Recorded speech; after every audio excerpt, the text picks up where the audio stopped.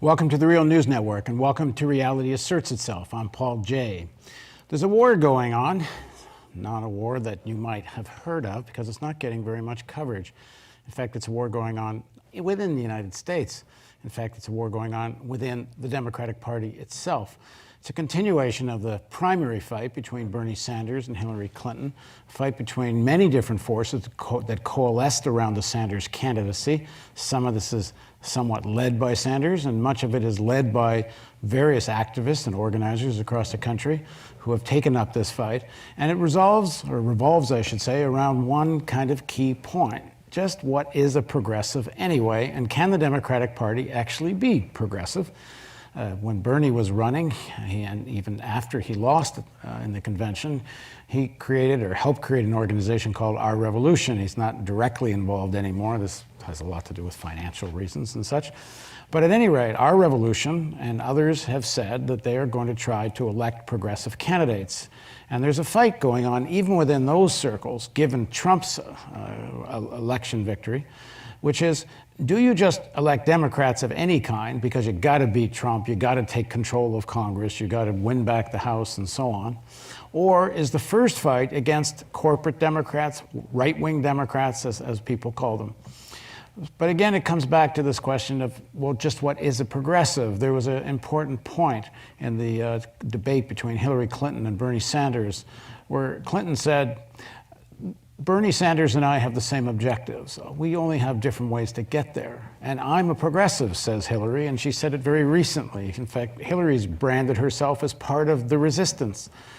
Well, if corporate Democrats like Hillary are progressive and part of the resistance, then just what is a progressive and just what is the resistance? Well, now joining us to discuss all of this is a man who's been part of this fight for a long time. Now joining me in the studio is Norman Solomon. Norman is the executive director of the Institute for Public Accuracy and co-founder of the national group rootsaction.org. He's the author of many books, including War Made Easy, How Presidents and Pundits Keep Spinning Us to Death, and Made Love, Got War, Close Encounters with America's Warfare State. Thanks for joining us. Pleasure. Thanks, Paul. So this fight that's playing itself out in the Democratic Party, as I say, getting almost no media attention at all, one of the centers of this fight is in California. Certainly the state with, I guess, the most Democrats. It's a state that Bernie Sanders had a great deal of support in, but didn't win in the primary. So there's a real war between the Clinton-esque forces and Sanders forces. Before we get into, sort of a view on what that fight is, let's just start with that question, because this issue of what is a progressive is kind of what at the heart of the fight that's taking place in California and elsewhere in the Democratic Party, because these days everybody's calling themselves a progressive. Yeah, there's an insurance company called Progressive. It's just a word, and as the Zen statement says, the finger pointing at the moon is not the moon. So all sorts of folks, as you say, may use the word, but what's the substance? And I think that really is the substantial battle going on within the Democratic Party, both those who are activists and more conceptually. Right now, the Clinton wing still controls through the Democratic National Committee the party apparatus. And they are, and it should be said, the corporate and NPR, PBS kind of news media, they are defining progressive as comfortable with warfare as a perpetual feature of U.S. foreign policy, comfortable with and embracing Wall Street as symptomatic of health of our economy and social structure.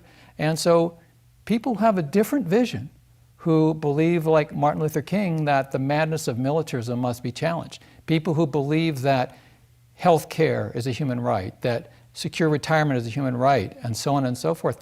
We've got a big battle on our hands, and that battle is including within the Democratic Party. I know in my lifetime, the sort of definition of what a progressive was versus what a liberal was really arose out of the Vietnam War. Because for many years, the Vietnam War was a war of the Democratic Party. And if you were against the Vietnam War, you were also against Lyndon Johnson. You were against the leadership of the Democratic Party in that war. And there was this big division of liberals that would support the war because it was a Democratic Party. They started becoming more in the war when it's a Republican, so it becomes a partisan issue. And then you have a separate divide on the economic issues. So what is the litmus test now? Because within the Sanders campaign and the Sanders movement, you get a fairly clear-cut split on the economic questions, Medicare for all and such. But on the issue of war, you don't have such a clear-cut split. Well, it's a fascinating counterpoint because, as you say, at one time, liberal was sort of the, pardon the expression, progressive, although the term was not used then, position point for civil rights and so forth. But coming out of the late 1960s, liberal became a dirty word because Hubert Humphrey was a liberal and he was supporting the war and so on and so forth. So the new left of the mid-late 60s and early 70s was not a fight really against the right wing so much as against the Cold War liberals, the corporate liberals.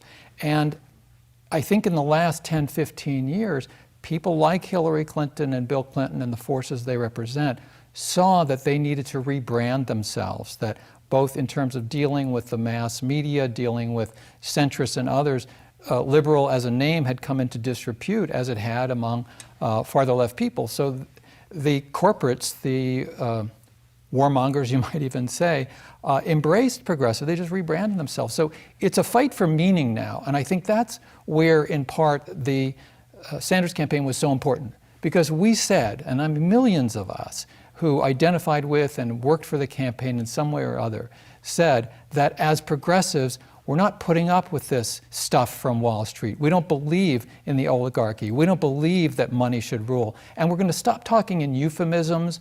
And I think this is a key point. Not only do we express our solidarity with the victims, but we name the victimizers. And that is a flip over from the dominant forces that have called themselves liberals, including the Democratic Party for so long.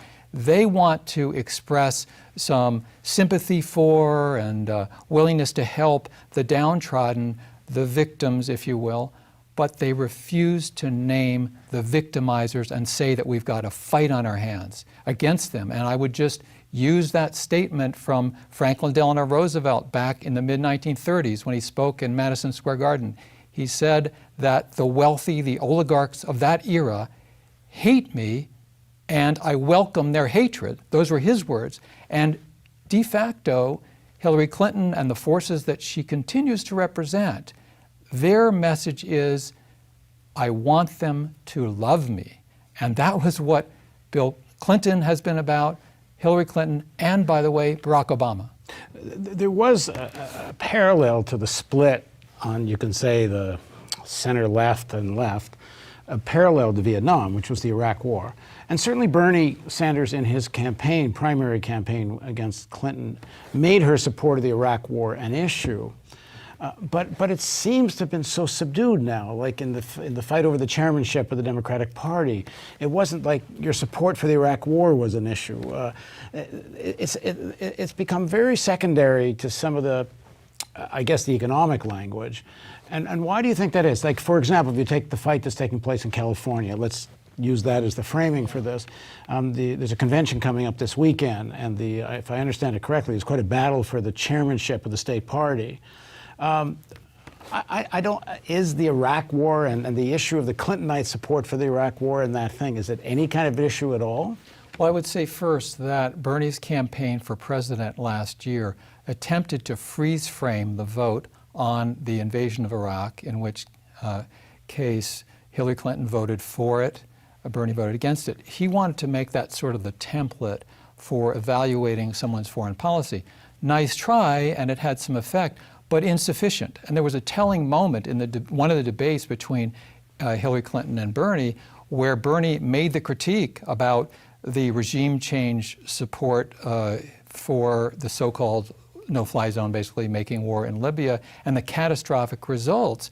And he criticized Hillary Clinton for it, and she came back and said, well, you supported it also, with some misgivings. And I think that was a very telling moment, because if Bernie was treating the war machinery of the United States the way that he treats Wall Street, he would be a totally anti-war candidate. He would be railing against, quite properly, the military-industrial intelligence complex. Or to flip it over, if Bernie treated Wall Street the way he is often addressing issues of U.S. foreign and military policy, he would be talking about Wall Street of like, well, I have some concerns, but basically we need to stay with the Wall Street program. And this is a split that is manifested at the grassroots way more than on Capitol Hill, because there are very few Democrats in Congress who are willing in this environment to challenge the warfare state, to challenge perpetual war. They didn't do it under President Obama, for the most part, with some exceptions. They're certainly not doing it now in terms of challenging people like Nancy Pelosi and Chuck Schumer around perpetual war. So they're willing to make nice with perpetual war and the forces that are propounding it.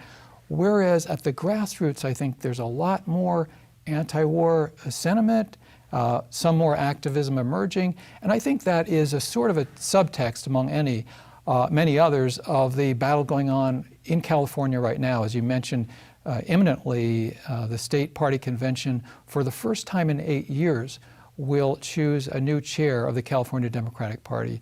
And fortunately, Kimberly Ellis is challenging the more establishment candidate, Eric Bauman, who has chaired the LA County Democratic Party for quite a while. And that, I think, replicates the battle between Keith Ellison and Tom Perez for the chair of the DNC nationally. And we'll see how that goes. But I believe that win or lose, the more progressive forces in California, we're not giving up. It's a state I've been in for 25 years. I ran for Congress there. I always had the mantra that win or lose, and I did lose, that we need to leave compost after a campaign.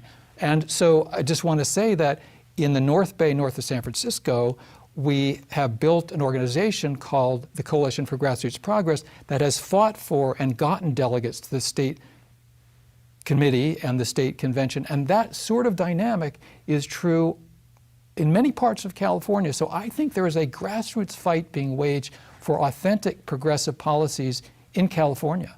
All right, so talk about the fight for the state chairmanship and this question of what's a progressive. How does that express itself in the fight? Well, I think a lot of it is manifested in the issue of, do you open the doors to participation? Is the California Democratic Party, that has the word Democratic in its middle name, really going to say that we welcome participation, not just rhetorically, but in a very real, tangible sense? We go out into communities, we open the doors literally and figuratively, and this echoes and mirrors, I think, one of the key points that Bernie was making as a presidential candidate, that especially young people, but in general, the population doesn't relate to a bunch of, by another name, hacks coming out and asking for votes once in a while when they're tied in with the wealthy, they're tied in with corporate forces and so forth. And so in California as well, even if it's not explicit in some respects, I think that Kimberly Ellis is articulating the need to get off the dime, to break up the old formula of we know how to run this party and other people are out there to volunteer to raise money and to vote only. We have to shape that party. There's so many people in distress in terms of healthcare, education, housing, the elderly, young children, the environmental assault, which is not really being mitigated by Democratic Governor Jerry Brown, contrary to some myth. So it is a battle about what does a progressive really mean? Well, Bernie, and I take your point that he didn't extend this enough into the foreign policy realm, but he's made his point that the real definition of a progressive, I think, the way he describes it, is someone who fights the oligarchy, not just fights Republicans. So extend that one more little step, which means you fight the oligarchy as it represents itself within the Democratic Party. Yes, I think on the substance and on policy, that's a key point. And there's also an aspect that is rarely, very rarely discussed in mass media or even in progressive media, and that is it's not only the correct thing to do, the moral, the idealistic, the principled thing to do, to fight for people's well-being against these corporate forces, but it also is a better way to fight right-wing populism, because if the only avenue open for anger over economic decline and the widening gap between the rich and the rest of us, if the only avenue is frauds and demagogues and right-wing xenophobes and racists like Donald Trump, then that's the only alternative that many apolitical or depoliticized people will gravitate towards. So it's much more effective and crucial, and Jim Hightower and others have been making this point for decades. We need authentic progressive populism that needs to include an electoral avenue. Now, this fight in California has been taking place on many levels. Talk a little bit about what fronts this fight on. One is the state chairmanship, which we'll come back to. But there have been fight at many levels. There was a vote not long ago, I haven't even got clear in my mind, but delegates to one of the Democratic Party forums, yes, that in fact the Sanders campaign did very well, but it was quite a pitched battle. Yeah, the structure of the state party is there are several thousand delegates to what they call the state central committee. And once every 2 years around the state by assembly districts, there are caucuses. Any Democrats or others who register as Democrats can show up and vote. And last fall, we collectively, progressives around the state who are involved in the Democratic Party, we decided we again, as we've tried before, go in there and fight in these different caucuses. And by all accounts, we had major victories in a lot of the state. I know in the North Bay, north of San Francisco, we had 17 seats up, and the Coalition for Grassroots Progress, as I mentioned, coming out of my congressional campaign, we won 17 of those 17 seats. And that was about organizing, and that's using the relationships that we have, not only from previous election campaigns, but from organizing and holding protests and pressure campaigns for immigrant rights, for poor people, anti-racism, against police violence organizing. So those networks, it's not just about winning elections or gaining power inside the party, it's about mobilizing and capacity building. And one example I would give is that in Richmond, California, which is a city of 100,000, there has been an organizing drive by the Richmond Progressive Alliance for more than a dozen years now. And they now have a 5-2 solid, genuine progressive majority on the Richmond City Council. Chevron has one of its largest and most lucrative refineries in Richmond. There was one day with an accident there that was predictable. 15,000 people went to the emergency room in one day. That's the kind of environmental racism that is so rooted in the status quo in the East Bay and in Richmond in particular. And those folks did it in a very open way. They said, we don't care if you're Democrat, Independent, Green Party, whatever.